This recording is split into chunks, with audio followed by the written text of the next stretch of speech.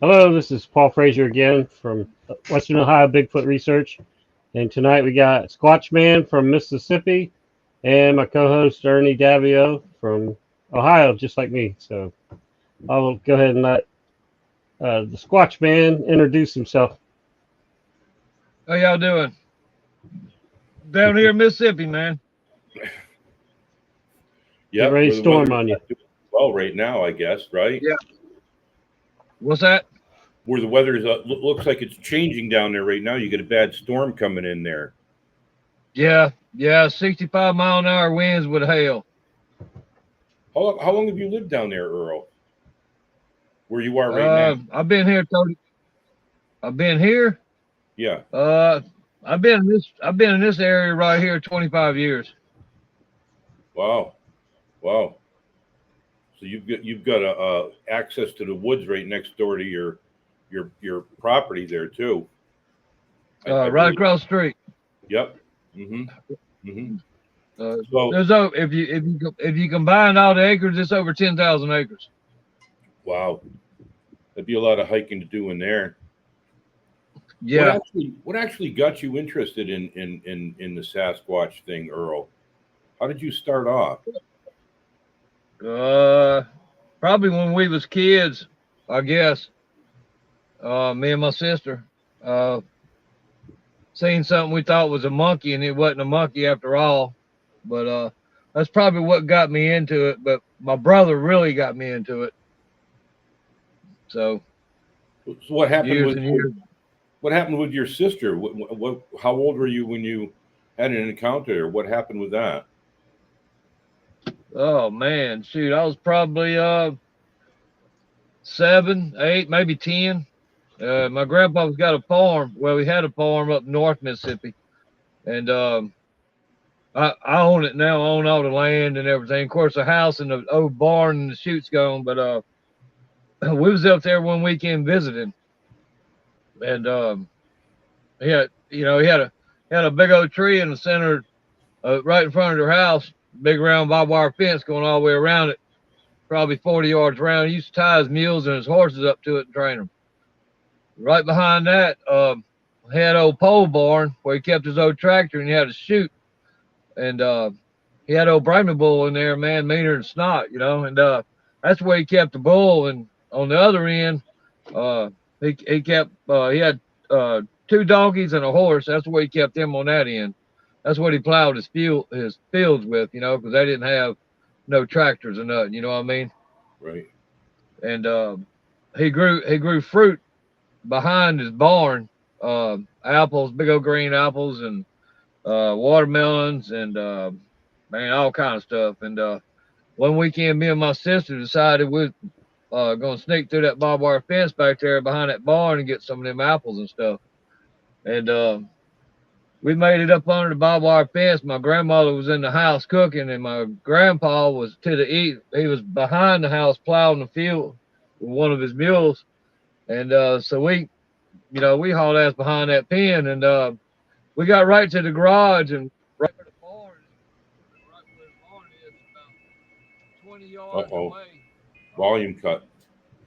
There's a tree line that runs all the way down his property into the woods, about 20 yards from it. And it keeps, everything's clean up to that tree line. He don't fool with the tree. He never did fool with the tree line. And we got to there and we got right in front of the barn, up under the barbed wire fence. We snuck up under there, got right in front of the barn, and big old huge tree limb fell across the corner of the pole barn. And we stopped and looked up, and back then when we was kids, we thought it was a monkey sitting there, And shoot, we didn't know no better, Like I said, we was 7, 8, 10 years old probably, and Right. it just jumped back up in the tree and turned around and looked at us, and it was gone. And we was worried about getting caught by my grandpa, man, more than that monkey was, whatever it was. And we went back there and got them apples and come back under that fence. And we got halfway that we call it the training tree. It's still there, and the fence is still there to this day. But anyway, we made it to that tree, and that bull got loose out of that chute and broke the fence on the backside coming toward it. He was charging me and my sister.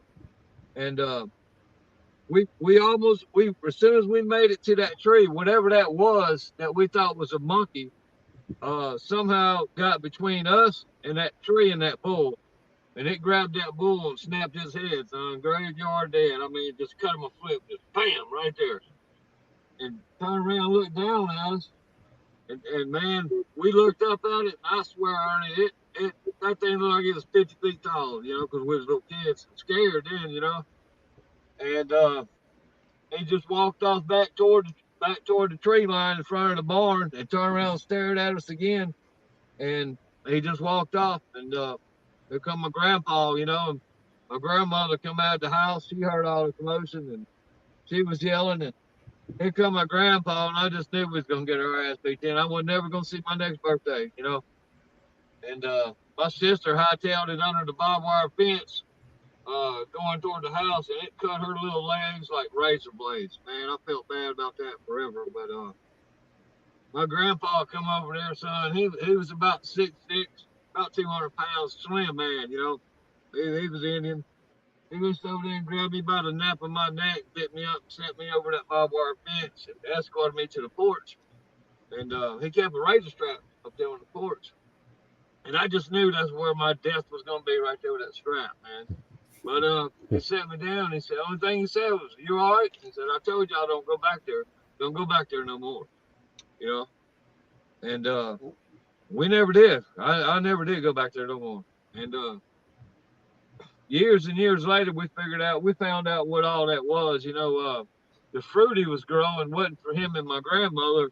It was for them. They was protecting the land, and he was taking care of them for protecting his land. So all the watermelons and all the fruits and the apples and stuff he grew, that was for them. They didn't eat none of it. He just gave it to them.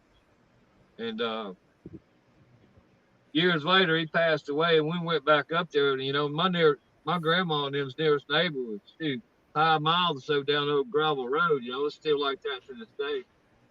And he kept saying, somebody keeps putting watermelons on her porch. And she thought it was Mr. Hobbs. He was an older man that him and my grandpa had dealings with a bunch. And she thought it was him. And she went down there and walked all the way down there and asked me. He said, "No, ma'am, it wasn't me. You know, I don't know where you get them." And that's you know, that's pretty interesting. I think it was him. You know, Yeah, Probably. more than likely, I would think so. I can't hear you, brother. Yep. Have you ever had any other encounters there when you were growing up? I can't hear you. Have you ever had anything else happen there while you were growing up? When you were at your grandpa's house and grandma's house? I can't hear you, Ernie. Uh-oh. Paul. Can you hear me? Can you hear me? Uh-oh. No? Might have Can you to hear leave and come back. Man, I could barely hear you. Maybe it's your volume, Earl. Turn your volume up. Turn your volume up. How about, can you hear me, Paul?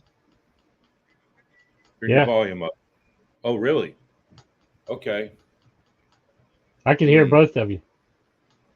Well, ask Earl if he's had anything else happen there on the premises when he was growing up, if he's seen anything. Can you hear me, Earl? Can you hear me? I don't know if he can hear me. Might have to leave and come back. Let me text him. I'll send him a message. Yep, send him a message. Yep, that storm might be coming in on him right now. Might have to just like reset his connection that way. Mm-hmm. Yep.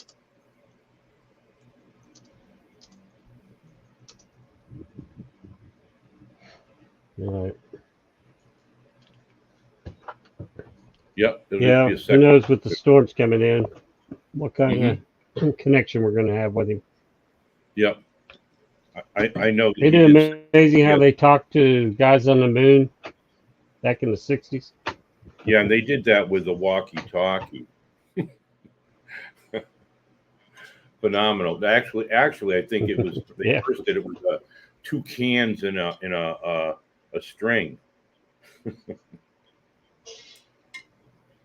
He should be popping back in. All right, let's see if it works now. Yeah. Hope he has it. Hope it's not the storm. He does have a good. He does have Yeah, it's interesting that yeah, yeah. I'd like to be asking him. the watermelon's showing up on his grandfather's porch. Yep. Yep. I can't give it away. I know a little bit about it. I'd rather have him tell it, but we'll see. You might have to make a two-parter here with him to get him going. There he is. There he is. Yep. He's back. That's him. He's back. All right. I can hear you now, brother. All right. So that's Earl, good. Have you had anything else happen when you were there? Storm's rolling up on you now? Yeah, I can hear you. Good. On your grandfather's property, Earl, have you ever had anything else happen there while you've been there? Yeah, when my grandfather died, they had, we have 2 graveyards down there.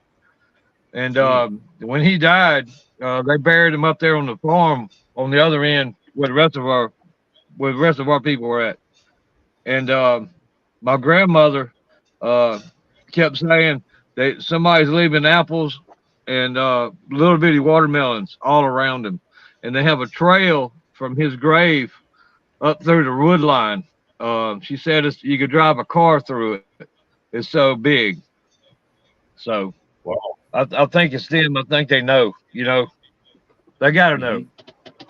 Yeah. Obviously. Now, where you live now, do you have anything going on around you where you're living now? All the time, brother. All the time, man. Mm-hmm. They slapped the back of my house. That's just juveniles wanting to play. Man, I got all kind of stuff going on. There's a spot over here. I live on a dead end road, and there's a trail going off my little road. Just a little gravel road. I think I sent you a picture of it, or I posted it.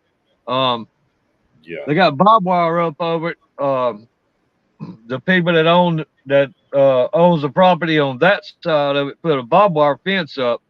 But hell, that fence has been there forever, and that's where we go. That's where I got a picture of that black one that's standing in the corner of the tree line. That's the one that threw the rock at me. I was telling you about. And hell, I just went down there, man, 2 weeks ago, and walked through the barbed wire fence, and I went back this past weekend, and they done put an X up right there now. They done did their little tree structure right there. So I didn't go back up in there. I know what that means, but I know what it means. I didn't go back up in there. Well, why don't you share with some of the viewers, Earl, because you have a lot of experience in this too. So why don't you share with the viewers on what you're talking about there, on what they left you and why you don't go beyond that, if you could. Man, I can't even get started on what they left me or leave me. Well, I mean, like the X's, man. Yes. Yeah. The X's mean like most people think they mark it's communication between them or something. It's for us. They want you out. They want you to stay. I've been doing this shit almost 40 years, man. I've had some good experiences. I've had some really, really bad ones, but I still go. I just have a reason. My reason is different than everybody else's for doing what I do. You know what I mean. I do. But anyway, yeah. That's not. Don't take that X lightly. That's. I mean, I've by here behind me you go about 5 miles back in the woods right here behind me, and this broken tree structure is about 8 feet high, and all the tops are pointing in the same direction. And if you follow it, if you follow the tree break, which way the tops are broke, it all makes a circle and comes all the way back around to where that X was they put down here at the road. So it makes like a 100-yard radius circle. You know. Yeah, I've heard of that. People finding that in a couple of the other encounters too. I think it was House of Enoch. I believe. I think that's correct, Russell. I don't. I mean, um, I think I'm pretty sure. I can't remember the name, Paul. The guy that runs the House of Enoch, but he I know who you're described talking about. the exact thing that those tree breaks are actually from the structures pointing all in the same direction, and if you follow them, pretty much what you'll come out with. I know that they've had that you had a road crew in there at one time too, that were taking a bunch of trees down. If you want to share that part, because I know about that. Yeah, yeah, you do. That was pretty interesting. I got a bunch of trees right across the street. The tree line from my front door is 70 yards. I mean, it's 10,000 acres, 70 yards across the street from me. So, yeah, they come over there one day. They was gonna cut some trees and kind of top them. I guess you would call it top them.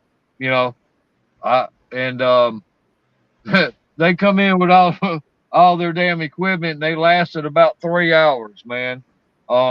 The equipment got tore up. They had to send two 18-wheeler wreckers out here to get their equipment. It was tore up so bad. They left it out here, and the next morning it was just demolished. And so they cut about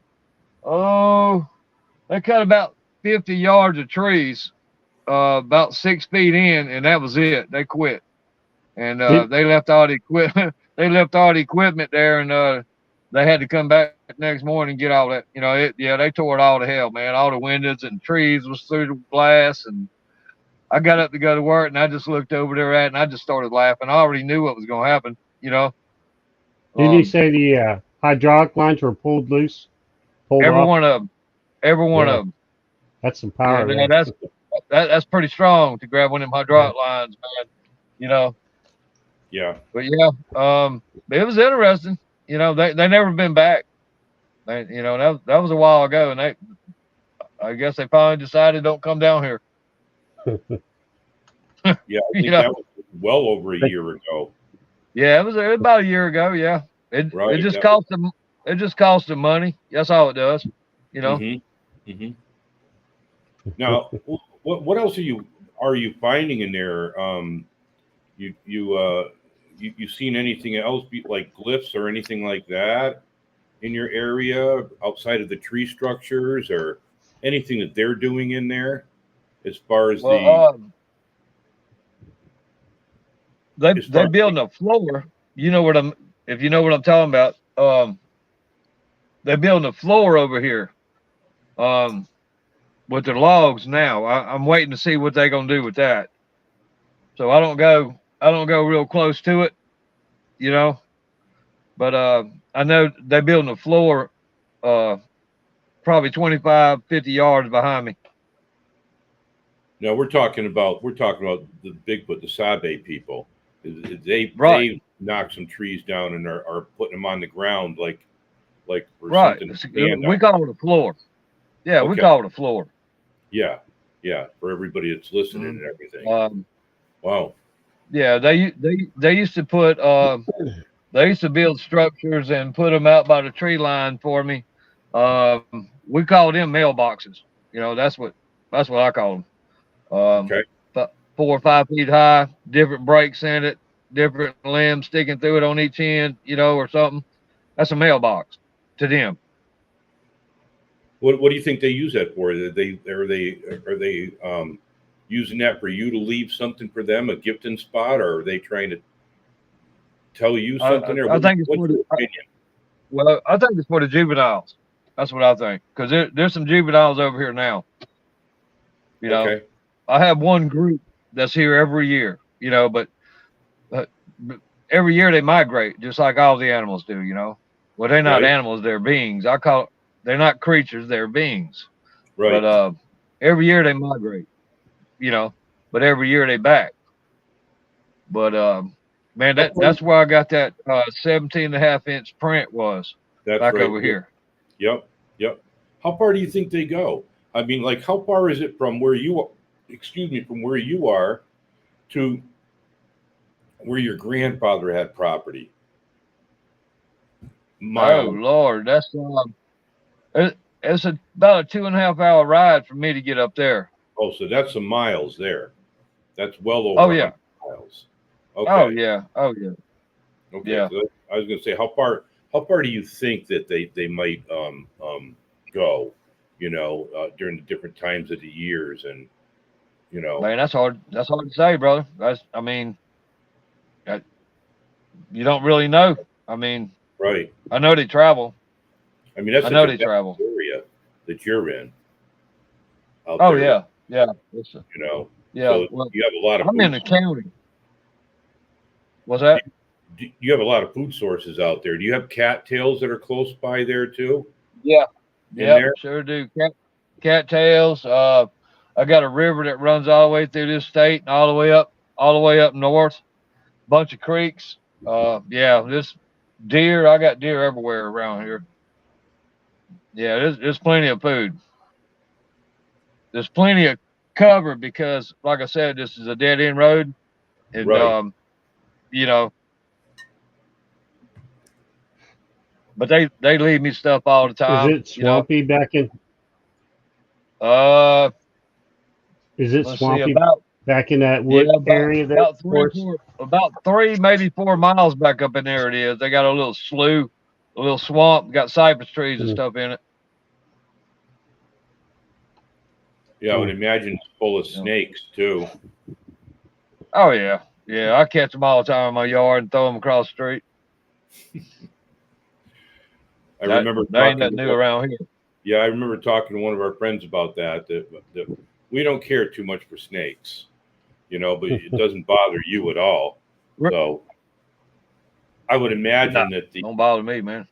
I would imagine the Sasquatch out there probably grab them and eat them anyways. You know, they're like giant hot dogs Probably or so. something. Yeah. Um, I remember, I don't know, it was about a year ago when you went in for your operation, your first operation, when you came Right. right before you left. I believe right before you left, it was over a year ago, that they actually gifted you something by one of the trees where you go into the woods right there. Do you think that had any relation to them knowing that you might have been sick and you were Oh yeah. going? Yep. I believe so. Because I know when you Because came. when I got home, Yep. Go what's ahead. that? Go ahead. I said when I got home, then I found that structure in the front of my house in that tree.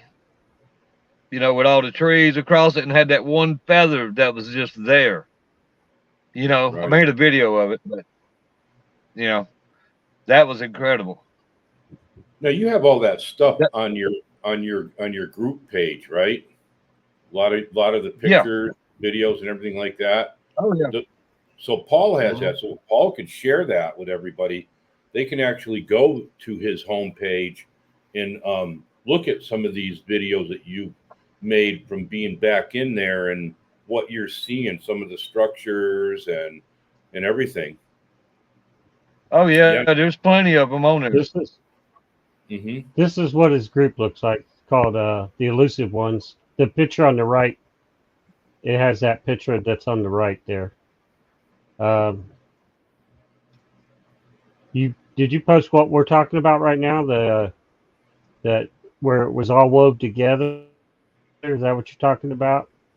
Yeah, it's on the video on there. I can try to find that. Yeah, I believe Oh, that it's he on a has video. a lot. You know how recently? You know how recently? Oh man, it ain't recent. It was 7-8 months ago, I think. But it's in there. All my videos are in Okay, there. I'll try to find it. I think you have some of the actual photographs that you've taken, also, don't you, Earl? Yeah, a bunch of them. Yeah, Yeah, actually, a it lot would of be them. on your site. Yep, That would be a a lot great of thing. them. Yeah, that would be a great thing for people to see on there, also. Yeah. I think I got a picture. You remember me telling you when I was sitting at my kitchen table and that I caught the juvenile under my carport looking in my window in my living room? Oh, I remember I got a you picture. were. Yeah, that happened a while back too. I Yeah, believe that you that was about 2 years ago. Yeah, they was it. walked under my carport and was looking through my window at me. You can still see half of them through the glass, and I took a picture of it real quick. That's a juvenile. Yeah, yeah. It was 2 years ago. I thought it might have been a little bit longer. You were on the Larry Batson show. I know you've been on several shows, Yeah, and yeah, it might have been longer than 2 years. yeah, so it might have been more That's like. one picture right there that was across the street from me. Wait a minute. Hold on a second. Let me see. Yeah, that's what they left me across the street. Yeah, Was this? that's not what was in my yard. Wow, that's almost like Yeah, I've been hearing a lot of like I'll keep those looking for it. A-shaped glyphs. right. That's interesting. Now, Yeah. when did they leave that for you, Earl? Ah, oops. That was right after I got back. Oh, from the hospital. Yeah, Oh, that was right after. The same time when I got home, they left that um thing on on my tree in my front yard that I videotaped it. With the feather, yeah, right. because it wasn't there when I left, and when I got home, it was there waiting on me. That's pretty interesting. I Yeah. just heard that recently, that somebody who had passed um, when the individuals went there to the house, there was one of those left there at the house. Wow. Mm. Yeah, They must have had the wrong house. could be wrong mailbox or something. I don't Could know. be.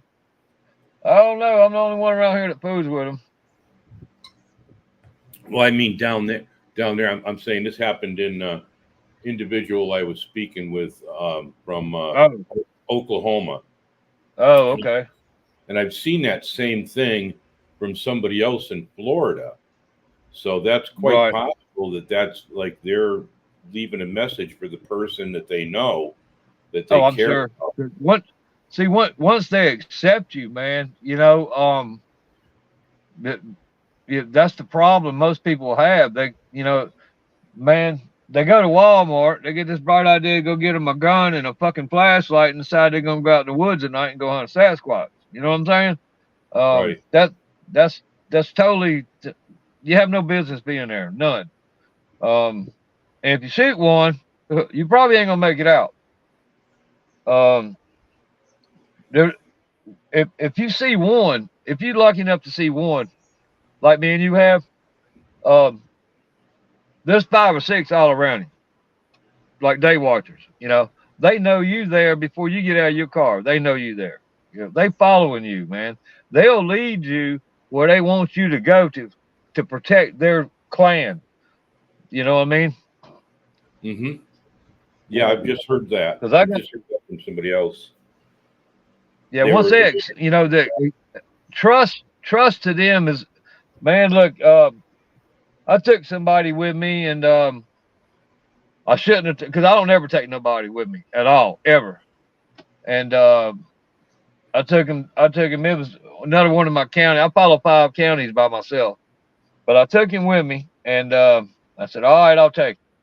And I didn't figure it was going to be much too. I didn't take him way, way where I go. I just kind of, halfway up in there, and um, man, all of a sudden it sounded like a damn hurricane behind us, And I said, Yeah. "Shit!" I knew what it was, and I said, "Come on, let's go." Let's see. What was that? I said, "Let's go." And they demolished his truck, son. They demolished it, man. There was a tree through the windshield.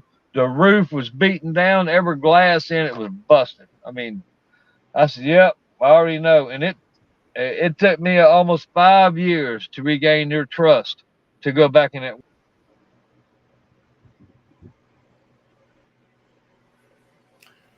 I think we just lost him again, Paul.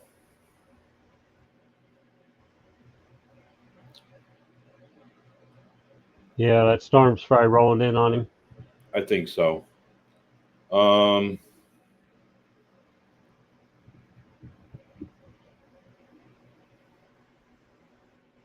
give him a second. He probably doesn't know he's disconnected right now. I know he has a hard time with any type of connection in the house, and if he's having this hard time being outside of his house right now, that's not good either. You're gonna keep dropping him, that's for sure. I know that has pictures on his group site there of the vehicle that was damaged also, and what we were talking about was a couple of eyewitness reports that I've heard that involved that glyph that looks like a letter A, and it's appearing in under certain circumstances in different locations in other states, and I found that very interesting. So to have that happen where he was, and I know that happened in relation to him having a heart attack and then coming home again. So they had left him some feathers and a glyph like that. I believe that JJ, JJ Squatchman, okay, he actually had one on his property too, and that was right after his mom passed. And 2 weeks later is when he got the recordings, and it was at his house that they slapped the side of his house. So I'm inclined to think that they're letting you know that they're paying respect by coming around and doing something like that.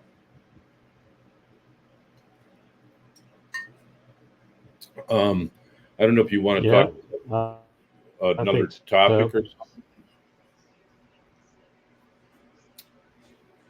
What would you like to talk about, Paul? Well, I'll bring us back in. Yeah.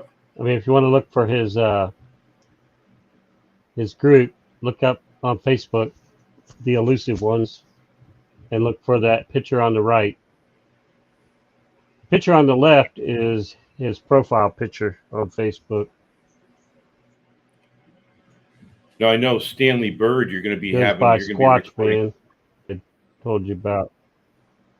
Yeah, I know that Stanley Bird, the Cree, the gentleman who was Cree from Saskatchewan, is going to be on this Sunday on your show.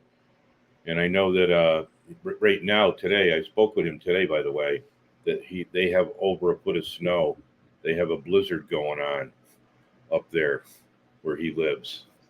So I wished him luck from everybody, but he loves Yeah, them. it's crazy, isn't it? Snows like that. In April. Yeah, well, he's way up. They said he didn't like the hot weather. Yeah, actually, we used to fish up in Moosehead Lake, up in Maine, and sometimes you'd still have ice on Moosehead Lake on Memorial Day up there. So it can stay cold for a long time. Or if you had a really bad winter and it was cold, you're looking at the ice getting like 6-7 feet thick. Mount Washington, I forget the name of the lake up there, Winnipesaukee, Lake Winnipesaukee. You'll get like 5 to 7 feet of ice on that lake up there. Oh. People go up there fishing and they drive their tractor trailers out onto the lake, which is insane.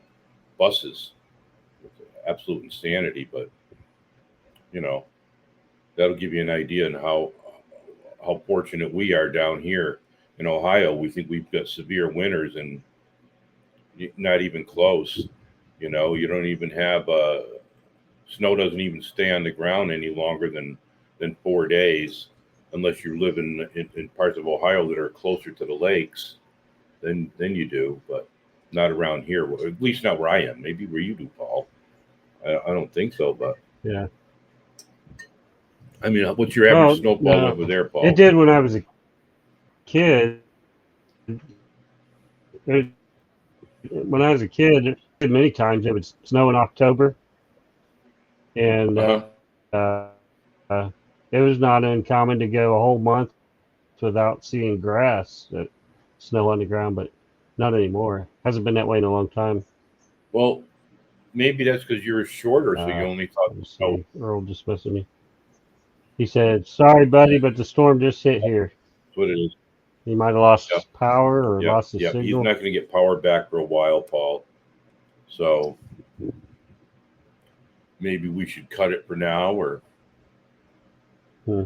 unless you want to pick something else up. You Well, probably I was don't gonna. want to. Go ahead. I thought about bringing up. I thought about bringing up that picture that you showed me. I was going to ask him if that was something he wanted to talk about or not. I didn't want to bring it up unless it was something he was willing to share Was or that wanted to talk your about. But picture that he took of the that Sasquatch? 8x10 glossy, Yeah, right? Yeah, I think you I could. didn't know if that was something he'd want to share. I think that you. I think that you could do that. You know, absolutely. Since it's been out Let me there. send him another invite just in case. Maybe he still. Yeah. Yeah, I mean, I noticed it's been shared several times, so that's Up why I until thought maybe he'd be willing to talk about it. yeah, up I'll until send him the another invite. Let's see if he shows up. up until the first time that picture came out, there wasn't any pictures of it out there. And now I've seen that picture over the past 2 years, like Yeah, maybe 3 times. yeah, And usually everybody's when grabbing it. usually when Hmm. people see it, they want to say, well, that doesn't look right, or yeah, it does.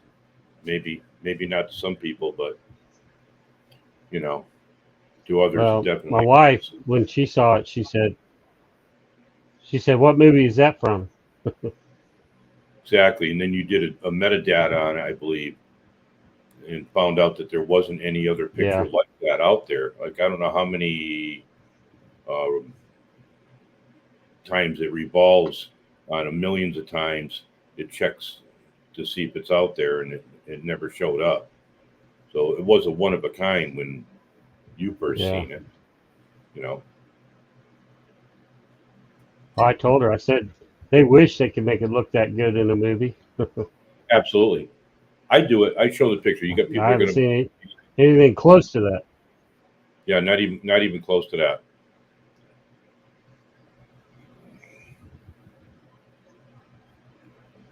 Well, I'll go ahead and show it, I guess. That's one of his vehicles. Wait a minute. That's not it. His vehicle that got damaged. Back Hmm. out of there. Here we go. That's not it, but It's that's right it. here. That's the This is one the right. picture we're talking about. Yeah, that's it. Yep, yep. And I wish Earl was The here. first time I saw it, you brought it. It showed me that because this picture doesn't do it justice, really. The 8x10 No, glossy that you had, I mean, it looked like it was taken in Olin Mills portrait studio. So yeah, clear. yeah, I couldn't and believe it when I saw it. yeah.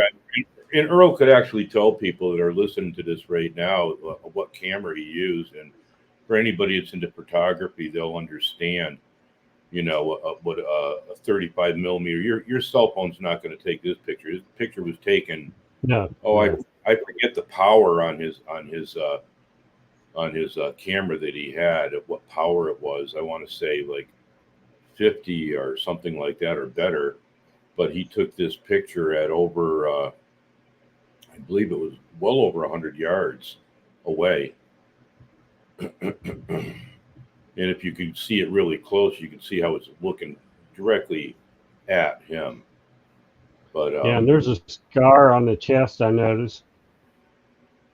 yeah, I was looking at it up close. There's a lot of detail in it that I yeah, don't think it's a fake. I definitely don't think it's fake at all. yeah, yeah. And it's just too good for some people to even believe. But again, like I said, some people are going to think that completely hair covered. We can't see its arms here. We can see its shoulders. You know, Well, this was before AI was real big too. So right. This is way before. that's what a lot of people would say. Oh, that must be AI. But no, this. Yeah, no, this isn't Yeah, AI at all. You know, no. And AI never gets it perfect anyway. Even if right, you can always find flaws in it. right, right. I mean, you even blew it up so you can look at the pupils. I know other people have done the same thing. That's looking directly out of the corner of his eye, right towards the But camera person. But you can't see the but camera person. you said he Over, took this with the old 35 millimeter with actual film, right? yes, yes. Five. I think it was.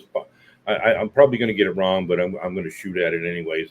It was a 500 speed Kodachrome at about 100 yards, I think you and it said it was, was a Canon. yes, it Canon. was exactly right. Yeah, 35 millimeter Canon. Yep, yeah. and he had another lens put on there so that he could get a good picture. And that was at the time that you seen it. That was the only picture out there. And I remember when it was first put up, and there was a lot of skeptics on it, and because it doesn't fit the real um, gorilla-looking hairy man. But other people who have seen them would tell you that the facial features are pretty much there. That's why you can imagine that some people would be saying, "I had it in my scope, but I couldn't pull the trigger." I Right. mean, that there looks a little aggressive, but Yeah, you you know, have that look, that they, look in its eye. I wouldn't want to mess with it. It's kind of it seems to be a little perturbed there, but yeah, you can imagine from even looking at this that the doesn't look like an ape at all. It looks more like I don't know, Neanderthal, solo man, whatever. It's definitely not a Gigantopithecus. It's not a gorilla. Yeah. Well, I don't know if you've ever seen the Hoopa Project, David Paulides. He did a Yeah. book. It's called the Hoopa Project, where he interviewed a lot of the Hoopa people over on the west coast there, Northern California, and he had them sign affidavits. Some of them ended up not doing it, so they're not in the book. But he only used the ones that were willing to sign an affidavit swearing that this was truth. And he had Harvey Pratt, who's a uh, forensic police artist that does police sketches for people, eyewitness sketches. Had Hmm. him draw each one that the witness described, and pretty interesting to see his drawings. I mean, they look a lot like this actually. There's a lot of very human looking faces on them. Yeah. Yeah. Sibylla Irwin's artwork, which is phenomenal, on a lot of the ones that she draws, and she does it exactly the way that the eyewitness says that it is, exactly the way they say it is.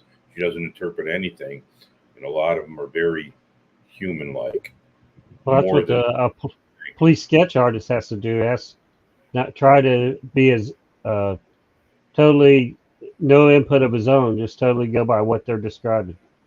exactly, exactly. But like I said, and you're saying that this picture here, I remember when it was first shown in the public, and it did blow a lot of people's minds, and other people. There were some skeptics out there, but I can tell you that's if you see one, it's probably what you're going to be looking at is something that looks very, very human-like out there. And that one there Very, doesn't look happy. I'm sorry, but yeah. Earl, Earl will tell you, and I'd like to get his encounter. I don't want to say what he'd tell you, but I'd like to get his opinion on does he feel that they're all friendly, and if they're not, why are they not? They could be protecting food sources. They could be protecting their family. This Well, here doesn't. Go ahead. I think I remember him saying that there's one across the road that he sees a lot that he named Benny, and I think he said it was like 8 foot tall, And I think if I remember right, I asked him if this was Benny, and he said no, that this was a different one. But I don't know where he got this from. I don't quite remember because it's been so long since I actually seen this one here. He did tell me, and I don't know if Earl would actually share that because he doesn't really want people to know exactly where he lives because he doesn't want people going over there. People have asked him, and he doesn't want to share that because it's taken him so long to befriend them. Is where they now they leave him, gifts and stuff, and like he was saying that the one that lived up on the farm, his grandparents' farm, is they knew the family, Right. and he believes that they were up there protecting the family because they were trading for something. They were giving them food, and in return, they're doing whatever. Probably they knew that Brahma Bull was ba- bad news, but That's the second time I've heard a story like that where it killed a Brahma bull. The other time it was in Florida. Remember hearing a story like that yeah, I believe it where was a one little boy. killed a bull. Yeah, it stepped right out and knocked the bull down, something like that. I think it was a little Yeah. boy that happened to. Absolutely. hmm And I think it was right around the same time frame I as also remember hearing a story of these campers and a bear came into their camp. I think it was a grizzly. Came into their camp and this Sasquatch grabbed it by the back legs and like a wheelbarrow wheeled it out of the camp. wow. That'd be maybe this picture of this guy right here. He could probably do something like that because I can tell you right now, it's bears. Man, they would be really fighting back. I'm not saying it didn't happen. I'm just saying that Well, I would have it liked. grabbed it by its back legs. You know what could it do if it lifted its back legs up and it just if it I don't tried to know. take a fall? Yeah, and I it is hard to imagine that they would just go along with it, but I mean, if you go to catch a pig, that's what you do. Just grab their back legs. Try to grab their yeah, back legs and lead them around. But pigs don't have claws. yeah, yeah, or Yeah, attitude like a bear does. right. A bear can be very agile, extremely agile, and extremely fast. So Yeah, you really have to be able to overpower it. Um, that's a lot of muscle. But again, go back and look at this one right here. You could probably grab a big hog anyways and wheel him around. A bear, man, that'd be yeah, maybe. it may have been a black bear. I don't know. I just remember Yeah. reading or hearing that encounter that it grabbed a bear by the back legs. I wouldn't put That was anything past him though. I mean the amount of strength that people have laid witness to and seen them like some of the tree snaps and things. Amazing strength. And seeing how they've never been seen oh yeah, with any kind of a weapon, that means they're using their bare hands. Yeah, well, are they? yeah. Could They're they? definitely Yeah. Could they top of the use? food chain. Right. Could they use a boulder? Yeah, that's pretty much what happened during my encounter was boulders and some really thick limbs from the sounds of it. You know, so they're taking what's in their vicinity to utilize that. It isn't that they go walking around with a boulder on their shoulder or they made a spear or whatever. They're actually they're that confident and that strong that they can do in that fast. I can lay witness to that. They can I heard outrun it. I heard one story of these two guys hiking up a trail and they heard a pig squeal. And when they got up there, it was up quite a ways up ahead. When they got up there to where they heard it, they saw a rib bone stuck in the tree about 6 foot up, and they think that it grabbed the pig and slammed it into the tree to kill it. I've heard that. I've heard that before, only not with a pig. That definitely they. Uh, they definitely could pick something up and slam it into a tree. I've heard a lot of encounters or a lot of accounts where they've done likewise to a deer or Yeah. whatever, run up and just taken them while they were standing there. But like I said, they are extremely fast and agile. So they have the speed and they have the muscle. You know, I heard. I yeah. worked with this guy. I didn't know him real well, but he did tell the story. He said that he was hunting with a buddy, and he shot this buck. I don't know if this story's true or not, but it's kind of a funny story. He said he shot this buck and it took off, but he was pretty sure he got a good shot on it. So they went looking for it. His buddy went one way, he went another, and he came over this little ridge and he saw it there and it was standing. So he had his knife on it. He had left his gun back there where he shot. Hmm. So he jumped on its back with his knife and cut its throat and dropped it. And he went to get his buddy, and his buddy was there with the buck that he'd shot. So so they got 2 bucks that day, or That's what he was saying. He was saying that he accidentally killed the wrong buck, that it wasn't the buck that he shot. Now, I don't know. It's a pretty crazy story, but it's pretty funny to imagine that he would do that. Jump Well, on a healthy buck. the hunter did. The hunter Yeah. said he did. So he jumped on his back and cut his throat. Well, I don't know if you could sneak up on one, really, but a deer. It'd be might be able to jump out of a tree on top of one. yeah, from a tree I stand. don't know. I can't say that somebody's not telling the truth on something like that. It could be that the deer was suffering from wasting disease, you know, and it was not aware of what was going on to begin with. You know, it was a sick deer. You know, to have 2 bucks in the same vicinity like that, yeah, it's feasible, but I would have to say we don't know, because there could have been something wrong with that deer. For him to be able to go up to it and jump on its back and take it out, it's impressive. You know, if there wasn't anything wrong with it, that's impressive. That's all I can say. Well, he said he sure wouldn't have done it if he'd have known it wasn't the right one. Yeah. Yeah. Yeah. Hard to say. Well, I guess that would give people an example of how good an eyewitness report is, or how good any eyewitness report would be.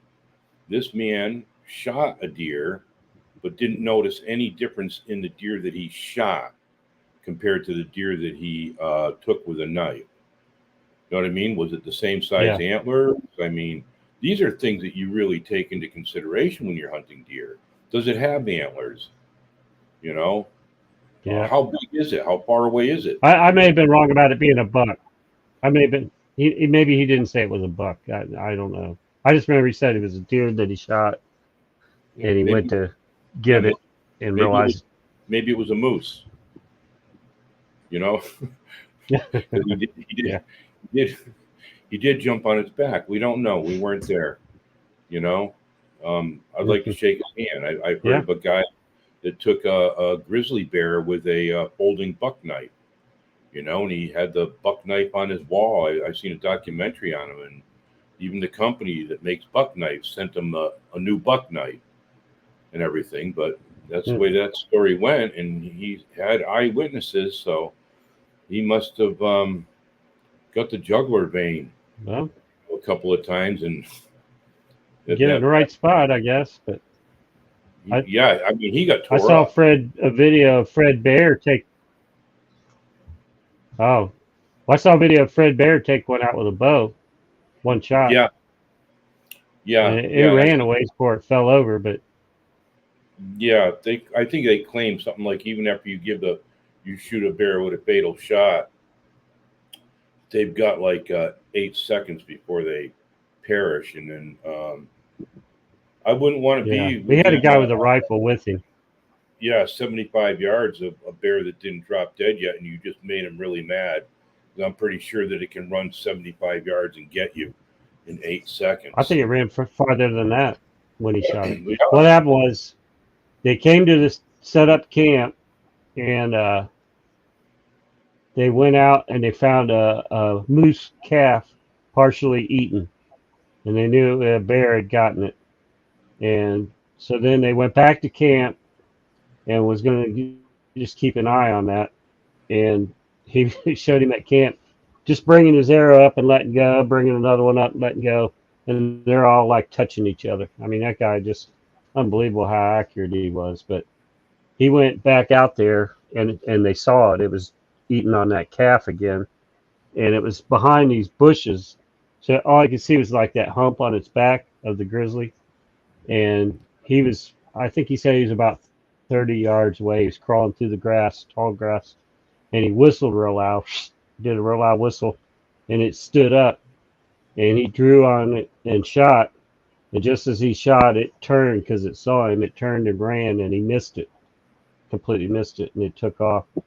And they had to wait for it to come back. I don't remember how long it took, but it finally came back, and he got it on the second time.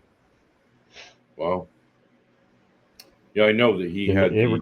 I think he said it ran over 100 yards I believe it. before it fell over. Yeah, yeah, Luckily, not toward him. It ran away from him. yeah. It's unbelievable what an animal can do. You know, particularly after they've been shot with something. I believe he holds the world record for the. A lot of people won't know this, so I'll just explain it. Recurves and straight bows they're measured in pounds, Yeah. foot pounds. They're not like a compound bow or a crossbow where you're pulling back 10 pounds and you have uh, 90 pounds of energy, you know, at the bow when you let that arrow go.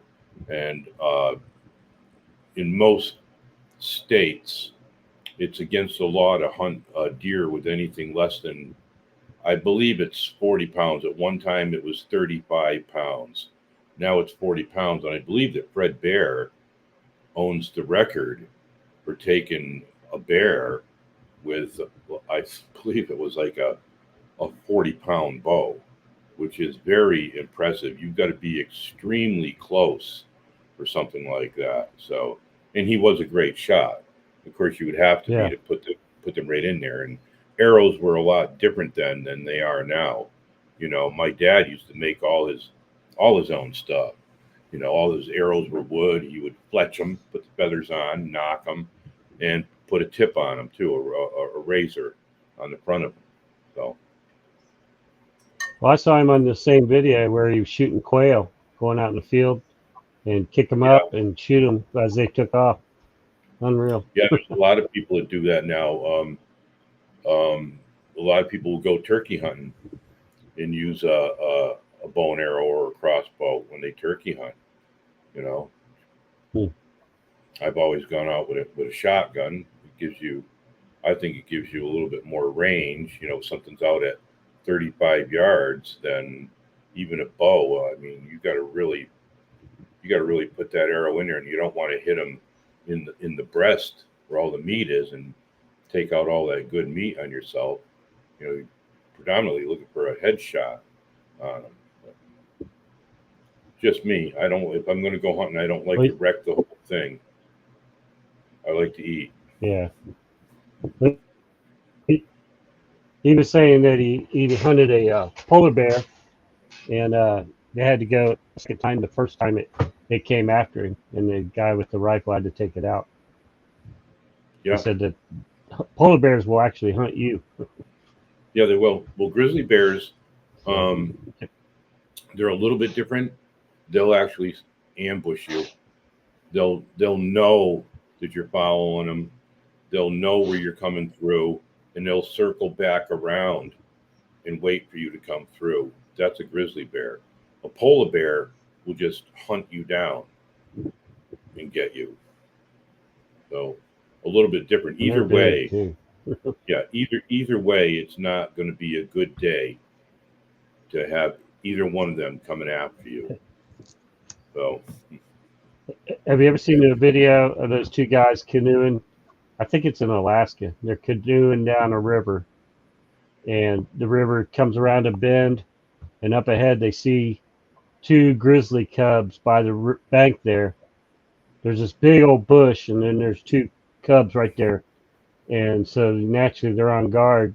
And as they get down to where those cubs are, this mama bear almost looks like she's walking on water coming out across the river at him. And he had his pistol ready, and he shot it into the river, and she turned and ran back. But Well, now you can imagine that if the man, it was amazing how quick she was on him, just coming yeah, out into the. you can you can imagine now if you were in an area where Sasquatch had their children, their offspring, right there, and you were encroaching upon them. They're going to do whatever to get you away from their children. Yeah, Throw pine cones at you or whatever. If you don't heed the yeah. warning, then they'll go to an excess of maybe throwing a rock at you or a tree limb or whatever it is. That's what I think is going on when people report that they were aggressive towards them, or particularly the ones that say they were chased out of the woods. You were escorted out of the woods. You weren't really chased out of the woods. You were technically escorted out, shown Well, shown yeah, shown your way back I to think your that's what vehicle. Joe Kesky said, that he thought that it was protecting his family. Joe I Kesky, believe so. with the sighting Yeah, he I'm had. very familiar Yeah, with his story. He's got a very good story. Him and I talked about that. Is actually that was because it was in the water in like a almost like a swampy area where it had a, like, I call it a hammock area, like a little island on the other side. And we talked about it extensively, and he also believes that it came from there. That's exactly what it was doing. It must have heard them guys, or for whatever reason, and just started coming through the water. It didn't want them around for whatever reason, and that could right. be very well be it. It was protecting its family there. And I believe that there might have been a hand gesture in there also with Joe on his. I'm not sure, but I believe when I spoke with him, there was something. I know that I hope that the regressive hypnosis helped him to be able to describe the face better, because the body that he described and what he described to me was almost identical to what I had seen. So I'm super interested to see what they came up with uh, for the facial features on it too. I know it was a He it does a was a experience. he does a really good job uh, of conveying the sound it was doing. I mean, you could definitely picture it when he does it, when Joe is telling the story and describing the sound it was doing. It's that Yeah, aggressive growl, like huff. yeah, Yeah, yeah, yeah. I'm pretty sure that's exactly what's going on. There's a family unit there, and they didn't want anybody. That one there didn't want anybody near them at all, trying to get them out of the area.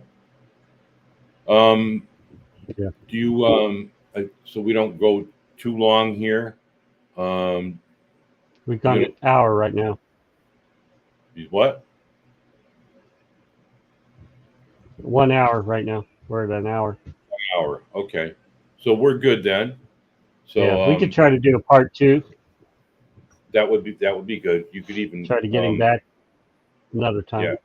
edit it, because I'd like him to tell the audience rather than have us tell the audience about that picture that you put up there. Because those were the questions that Yeah, I asked 2 or 3 years ago on that picture there, and only somebody whose hobby is photography would know exactly the film, the speed, the everything about it, the lens that they were using in the camera.